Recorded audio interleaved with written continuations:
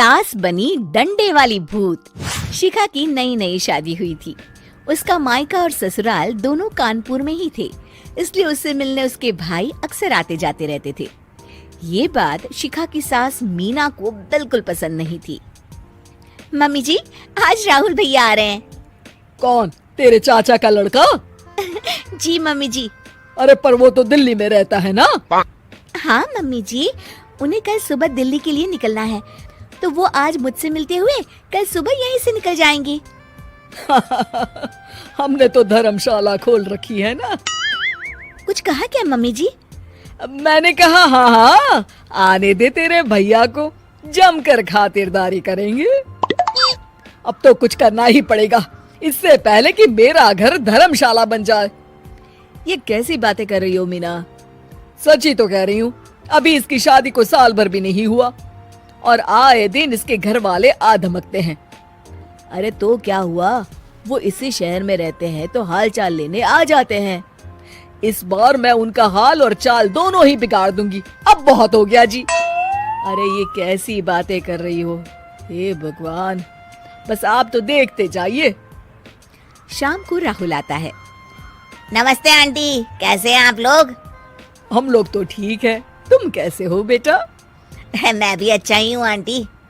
बस आज रात के बाद नहीं रहोगे। चलिए भैया, मैं आपको हमारा घर दिखाती हूँ। रात में खाने के टेबल पर शिखा, रोहित कहीं दिखाई नहीं दे रहा।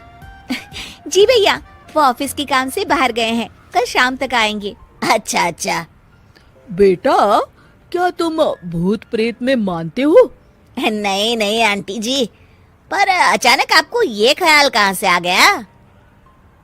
पता नहीं क्यों, कभी कभी मुझे लगता है जैसे रात के समय बैठक में कोई घूमता रहता है। ये आप क्या कह रही हैं मम्मी जी? हाँ, तुम लोग घबरा ना जाओ, इसलिए मैंने आज तक इस बारे में कुछ नहीं कहा। ये आपका वहम होगा आंटी जी, ऐसा कुछ नहीं होता। हो सकता है।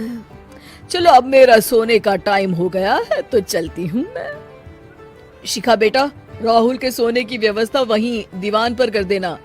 जी पापा जी। अब चलिए भी। अच्छा, तो बैठक में सोने वाले हैं साहबजादे। क्या बड़बड़ा रही हो? कुछ नहीं, आप सो जाइए।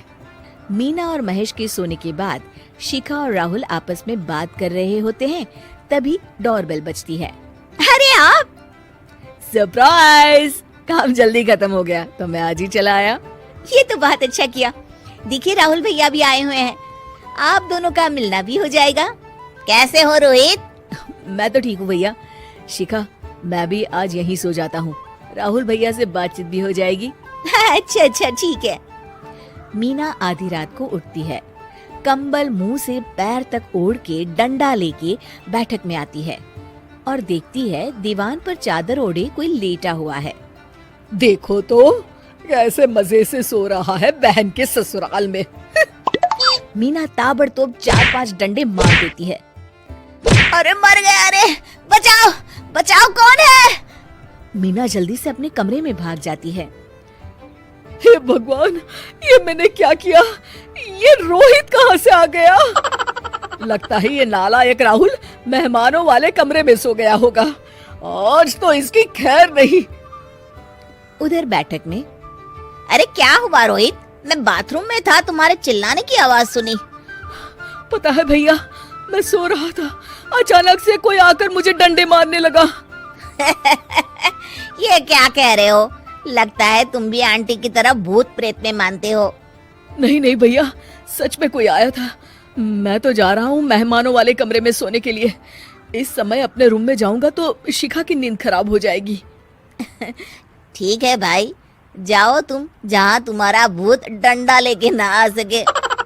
थोड़ी देर बाद मीना कंबल ओढ़ के डंडा लेकर मेहमानों वाले कमरे में पहुंच जाती है। वो बिस्तर पर सोए रोहित को फिर डंडों से मारने लगती है। अरे मर गया, अरे मर गया। तू भूत प्रेत में नहीं मानता ना?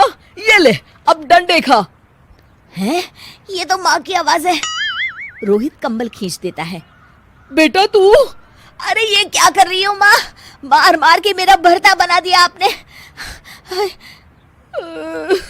माफ कर दे मेरे लाल, मैंने तो तुझे ही मार मार के लाल कर दिया। मैं तो उस राहुल के बच्चे को सबक सिखाना चाहती थी। राहुल भैया को? हाँ बेटा, मुझे लगा अगर उसे डंडे मारूंगी तो शिखा के मायके वाले यहाँ आना छोड़ देंगे। हे भगवान, माँ ये घर शिखा का भी है, उसके घर वाले जब चाहे आ सकते हैं। हाँ बेटा, आज मुझे भगवान का इशारा समझ में आ गया। मैं कितना गलत करने चली थी और अपने ही बेटे को चोट पहुंचा दी। अब चुपचाप जाके सो जाओ माँ, और किसी को कुछ बताने की जरूरत भी नहीं है। शिक्षा दूसरों का बुरा चाहने वालों के साथ भी बुरा ही होता है।